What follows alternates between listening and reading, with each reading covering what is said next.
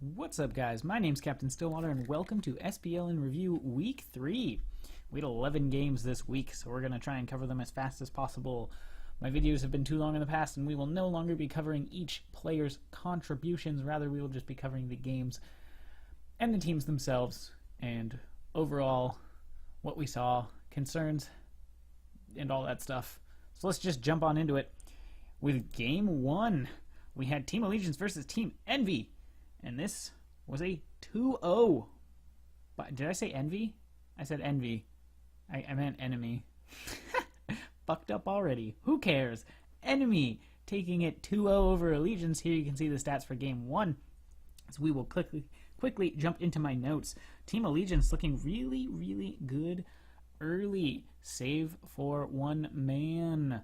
The one man who has been struggling on this team and is arguably the reason they haven't been performing at the level that I have expected. And that man is Dare to Care. Underperforming as an assassin. Like, he's just not on his money right now as an assassin in Season 3. And I want you to take note of this because some crazy shit happens later in the week. Enemy, however, continue their double warrior presence, picking Pain Devion on Guan Yu and Marauder on Amaterasu. Honestly, everything's still the same with them. Huge objective plays. They just focus objectives down. They care not for leading in kills. It's nice, but in the end, you see Pain Devion going 0-5. You see Chaos going 1-3. You see Marauder going 1-2. Panda Cat and Veruziel obviously doing all of the work in terms of kills, albeit Chaos and Marauder doing more damage than them. And this is what I mean. They orient as a team to win. They don't care about their slash lines. They don't care about their stats, or at least not enough to try and make too much of a difference. They care about objectives. Game 2, once again, similar outcome.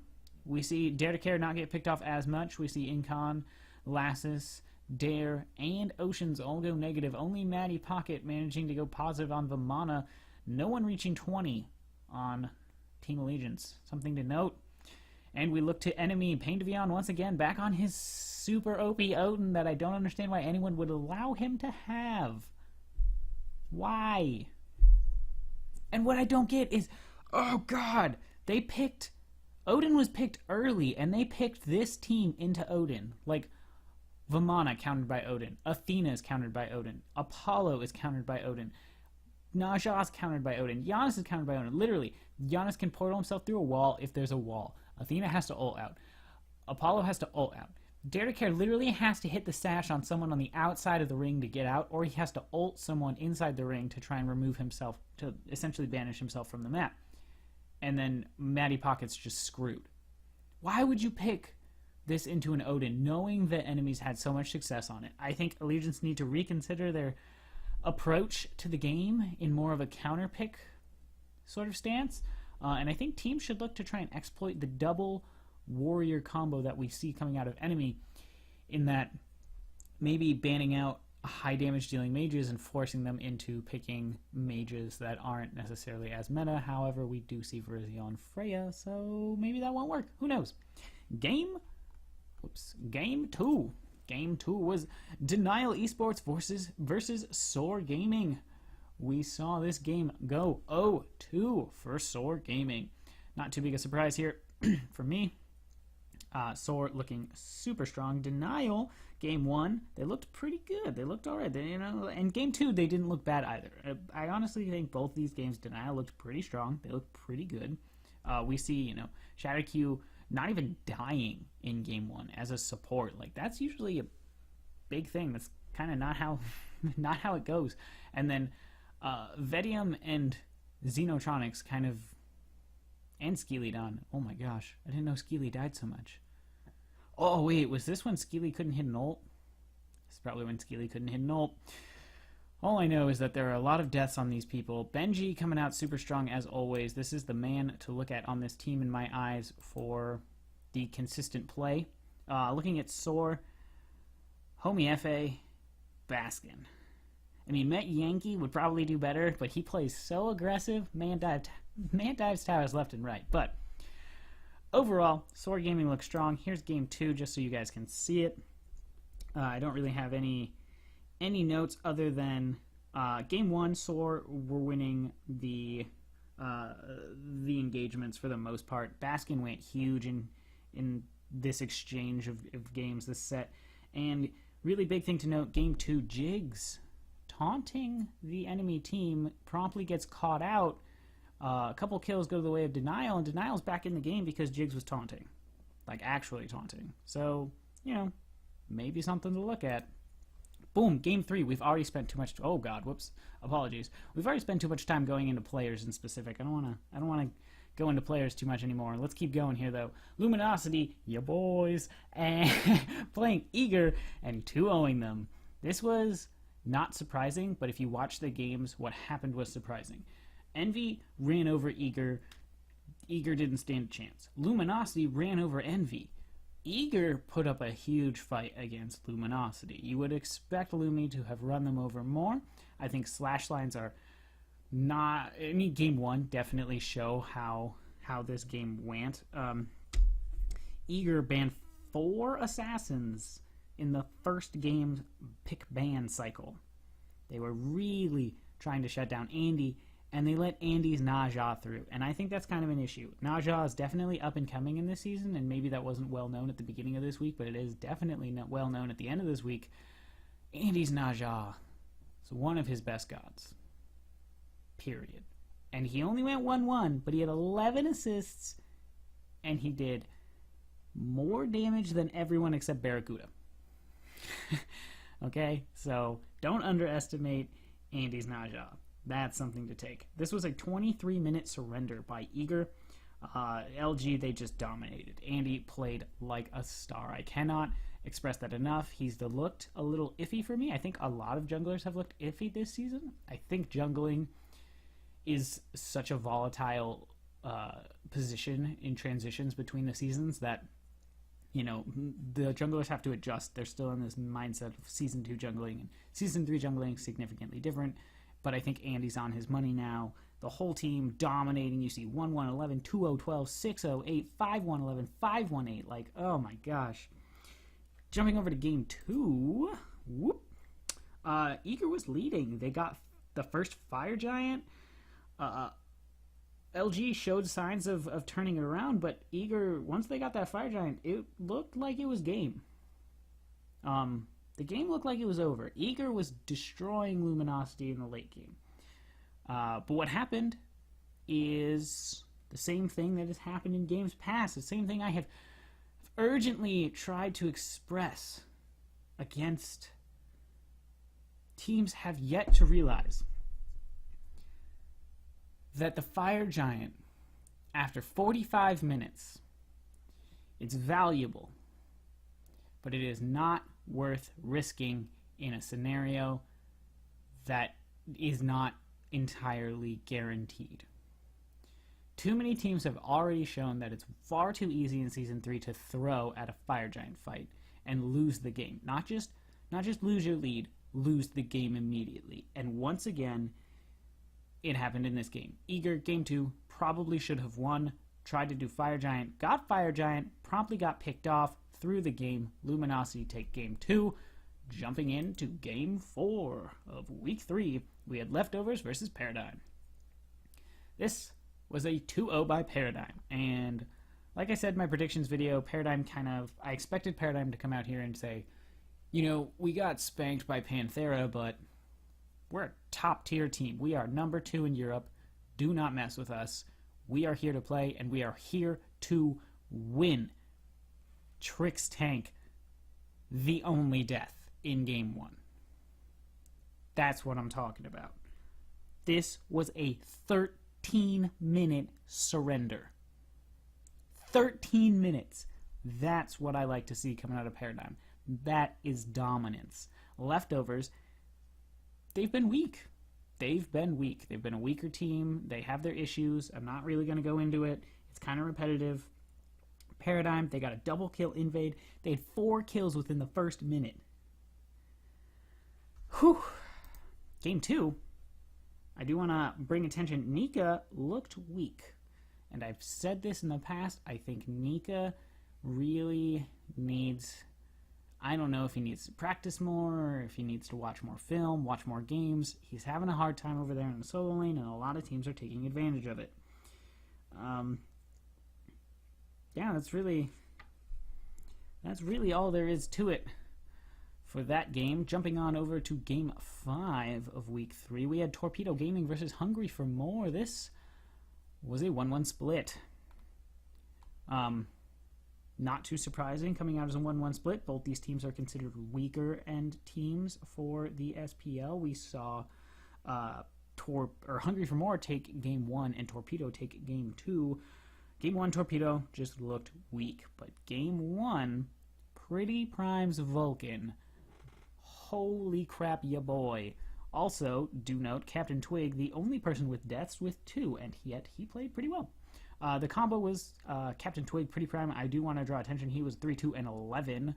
He assisted almost every Pretty Prime kill, I'm pretty sure, if not all of them, with the Nasha ult into the Vulcan ult combo.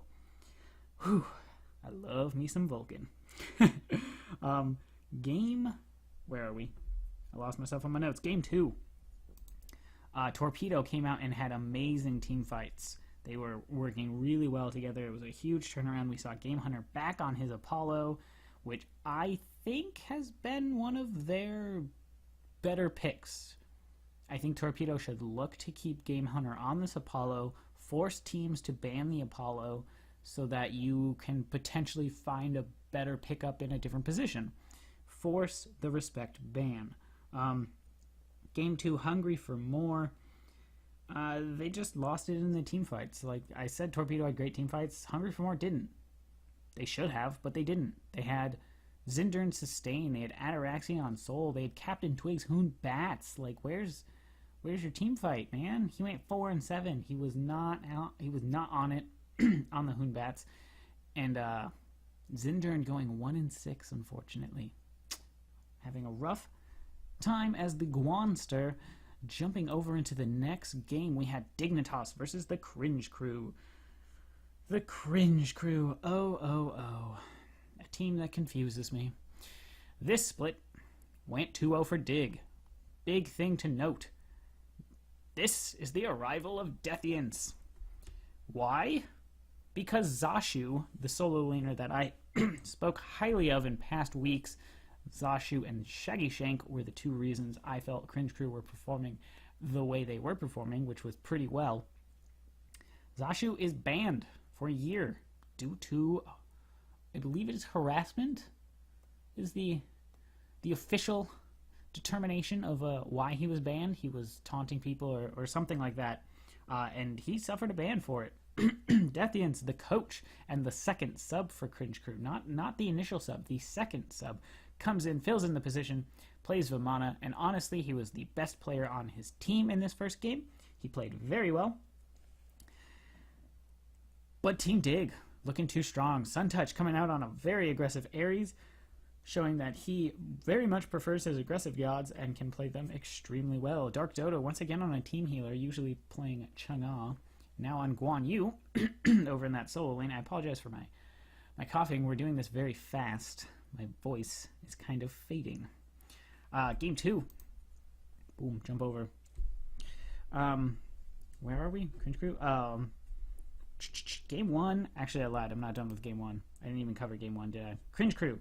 I said they looked weak, but they looked disjointed. They did not look like a team. They looked very shaken up with the loss of Zashu, and I don't know if that's because he was such a big leader or what, but they looked very shaken up. Dignitas, like I said, Suntouch playing well. Also, Shadow Nightmare coming out and playing like a god, going 8-2-11. Him and Suntouch combined for the majority of everything, the majority of the destruction in Game 1. So, shoutouts to them. Game 2. Team Dig still looking strong. Cringe Crew looking weaker than Game 1.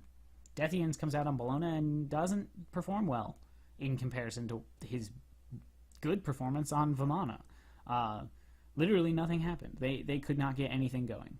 And so Cringe Crew looking weak, but keep that in mind because some shit changes later in the week. Keep Team Allegiance and the Cringe Crew in mind. I will be covering them once we finish going through all the games. Jumping on to the next game, we had Fnatic versus Panthera.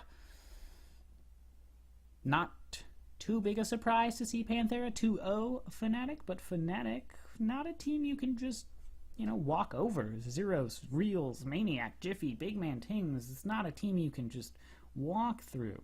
We see Reels going 7-1. Too bad his team didn't do anything. Fnatic, they looked decent and they had a lead in game 1, but they did not capitalize.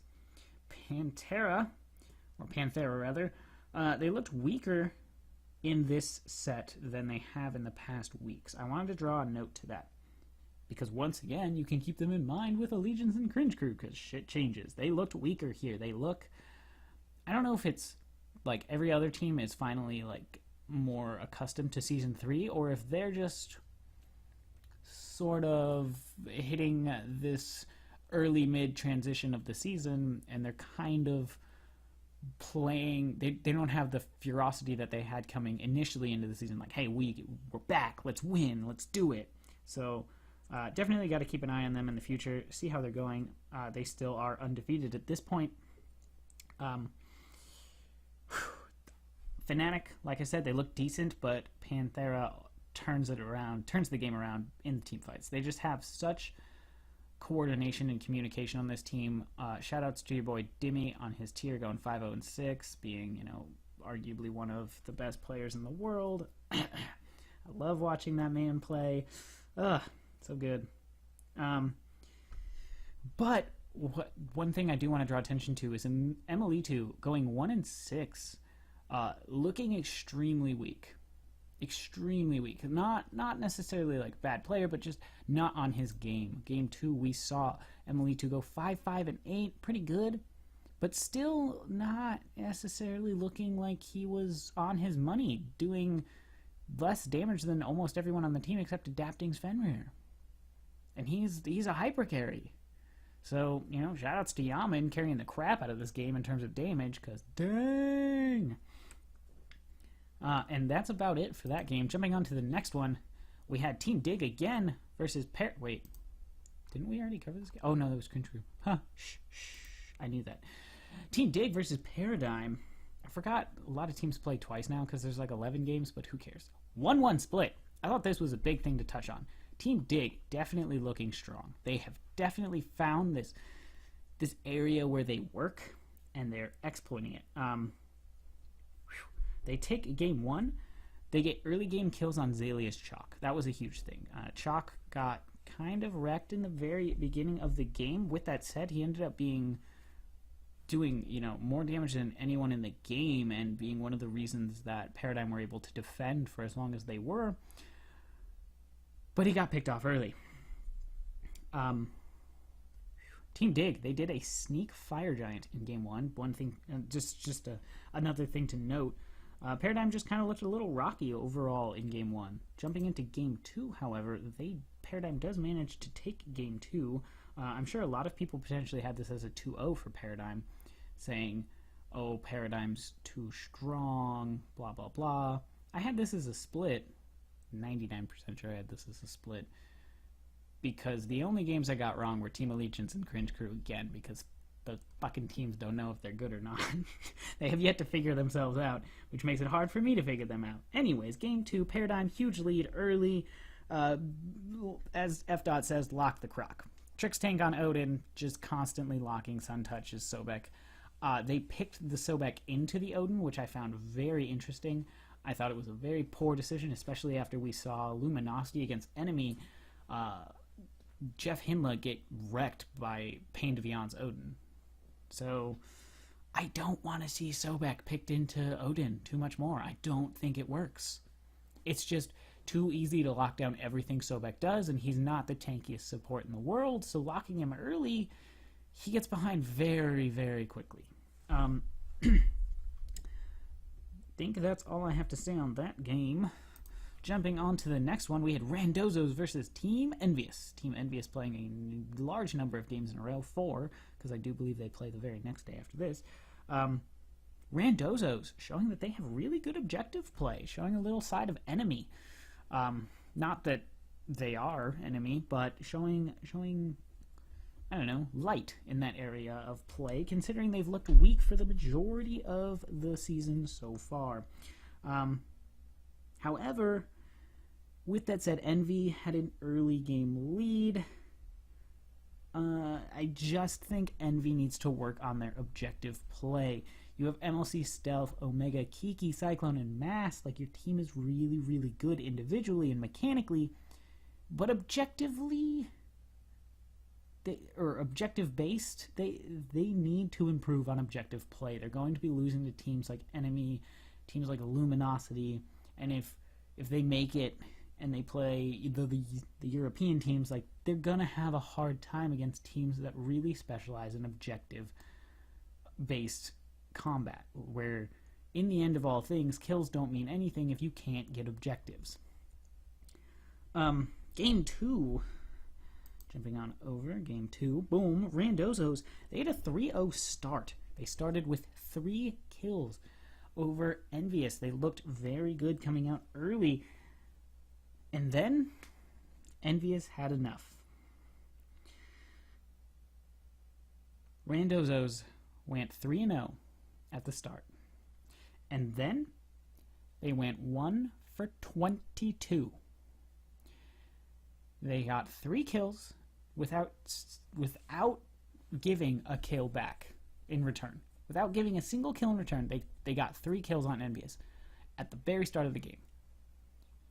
And then they got 1 kill, and Envious got 22 in a row. 22. That's ridiculous.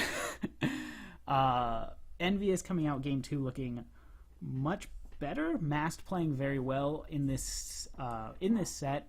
Good thing to note, because he was kind of considered an issue earlier in the season.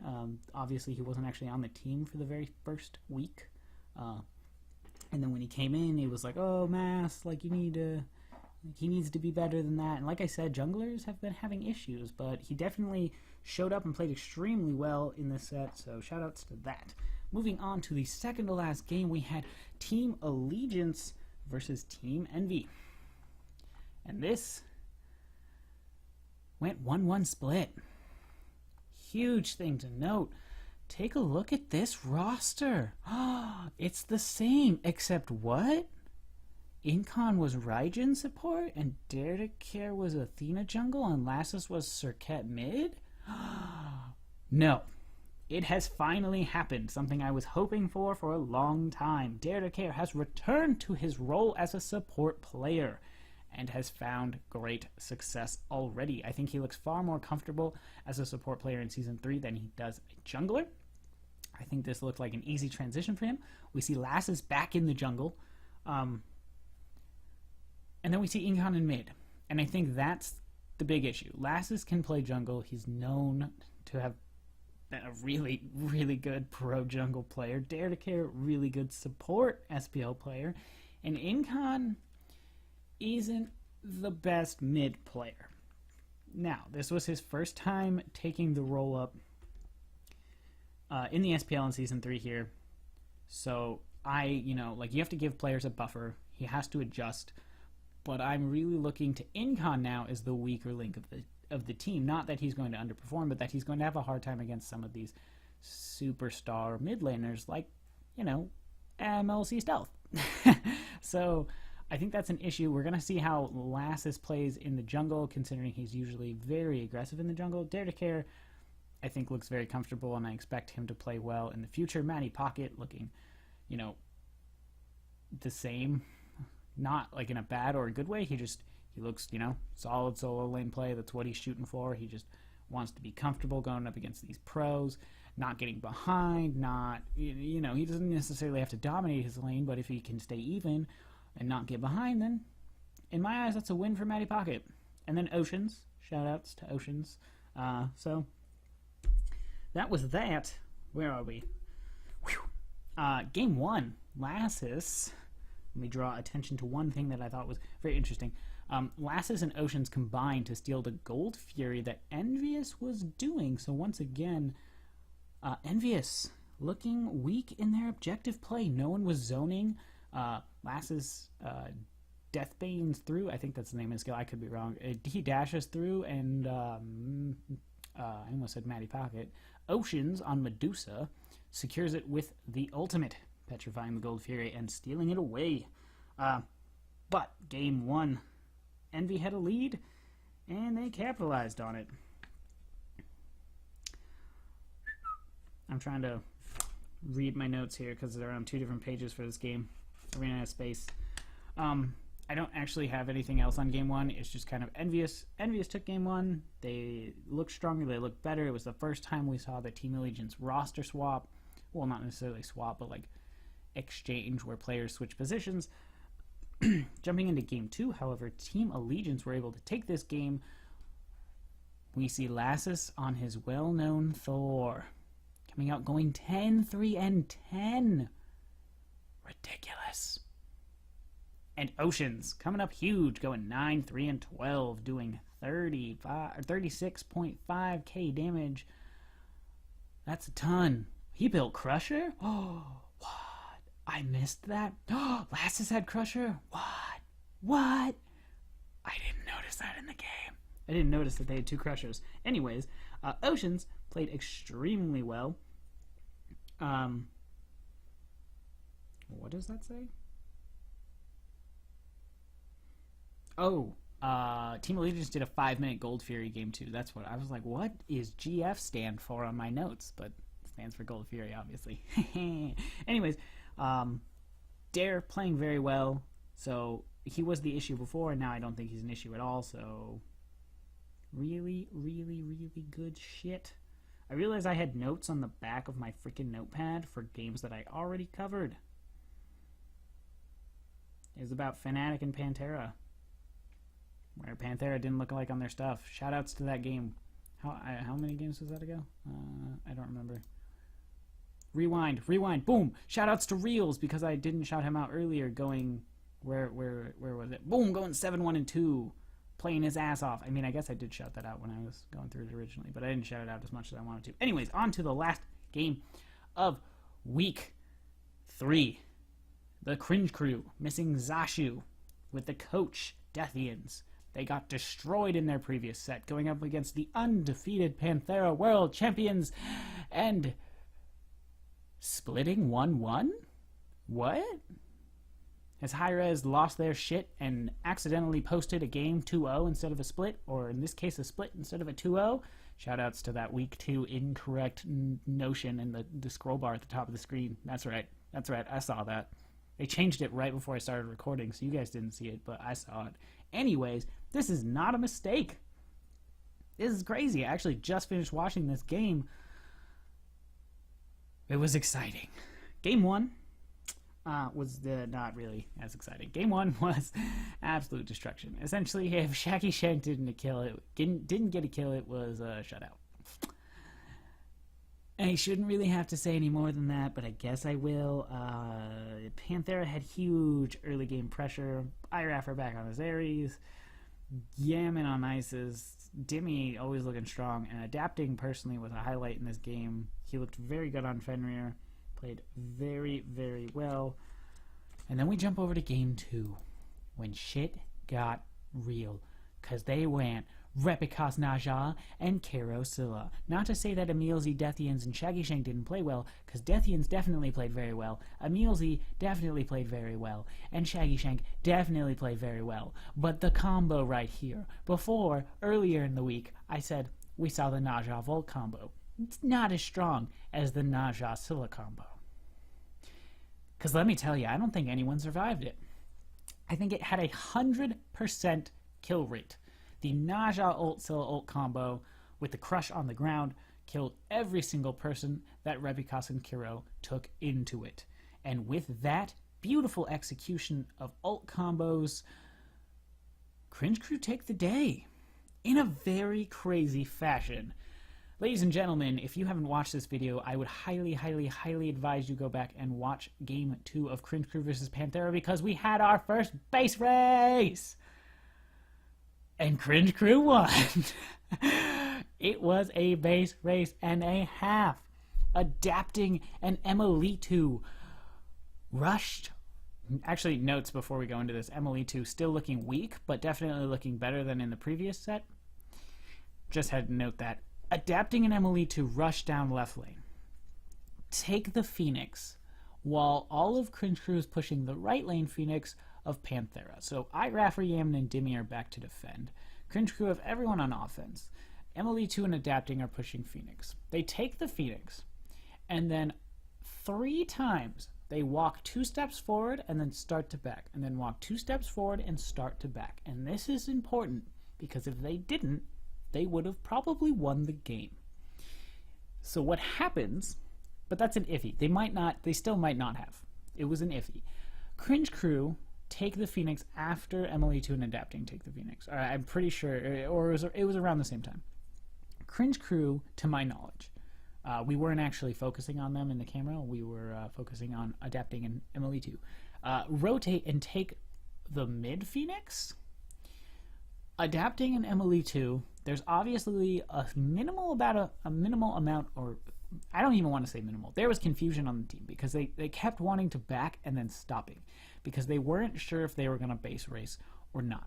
It was initially, it looked like the call was go for it, and then they're like, no, never mind, we can defend the Phoenixes. And then the Cringe Crew took another Phoenix, and they were like, never mind, you have to go for it. We can't defend. And they went for it, and they were gonna get it. They were constantly trading the aggro back and forth because they were both decently low on health. And your boy Emilzy going 0-1 and 16 shows up and defends the Titan from 2 people. He successfully defends the Titan. Cringe Crew finish pushing Phoenixes, dive Panthera's Titan, and take it down. It was exciting. It was very exciting. Adapting and MLE2 got very close to winning the game for Panthera. And with that, the world champions have been defeated by the Cringe Crew. Of all teams, I would not have expected the Cringe Crew to take them down. I would have looked more towards Paradigm, who got spanked like a bunch of little kids. Maybe even Fnatic. Maybe Dignitas. Who knows? But the Cringe Crew, with their lineup missing Zashu, who I considered their second best player behind Shaggy Shank, comes out, and Rebekos and Kiro decide that they're going to play their asses off this game with that combo, and the rest of the, like, literally everyone on Cringe Crew played an amazing game. And Panthera has been looking weak all this week. Notice the difference of vowels there, please. It was just, it was nice. I was really happy to watch this. Like, it was a really exciting game. Cringe Crew looked really good, and Hindu Man? Yeah, Hindu Man pressed the question, you know, do you, like, it was kind of jokingly, but with a serious intent. It's like, do you continue to look for a solo laner because your coach is your solo laner? And, you know, he had that good game on Vamana, and then he had a couple bad games, and now he has a really good game on Tier, so he's a little iffy. But at the same time, you guys beat the team that nobody thought anybody could beat. With that said, FDOT definitely supported that Cringe Crew are still in support of Zashu. And if he returns, / when he returns, because I think it's more of a when, I'm pretty sure his appeal will go through successfully. Just because I'd be surprised if it didn't. It's kind of like that you get a second chance thing, but maybe he won't go through for this season. Maybe he will be gone for the season and they will have to find a solo laner, or Deathians will literally become the permanent solo laner. Who knows? It'll be interesting to see. So all in all, we saw Zashu get banned this week. We saw Team Allegiance switch positions. We see Deathians come in for Zashu on Cringe Crew, and we see Cringe Crew take down the undefeated Panthera. So there you guys have it. That was week 3 in review of the SPL. I hope you guys enjoyed the video. If you did, be sure to like, comment, subscribe, all that fun stuff, and I will see you all next time.